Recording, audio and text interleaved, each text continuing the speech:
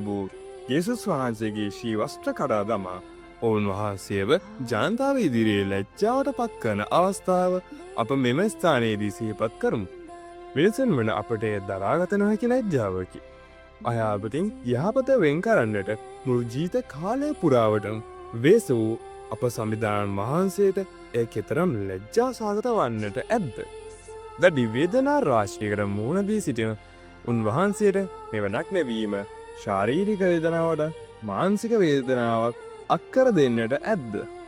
නක්න බව යන්න පළුමින් දේවෝචනය තුළ අපට හමුවන්නේ උත්පත්ති පොතින්ගේ.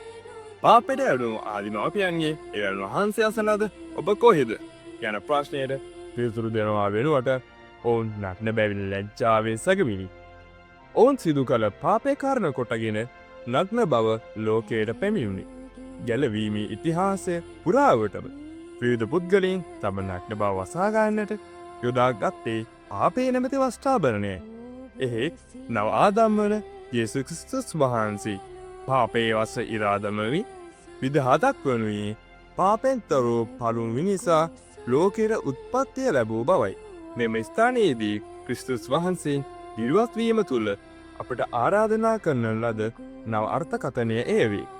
අපද දේව ආදරේ සලකුණක් ලෙස ලබාගත් ජීවිතය නම් වූ කිලිනේ අපිරිසිදු නොකොට ශුද්ධවත් මන්දිරයක් බවට පරිවර්තනය කළ යුතු බව සිහියේ තබා ගනිමු.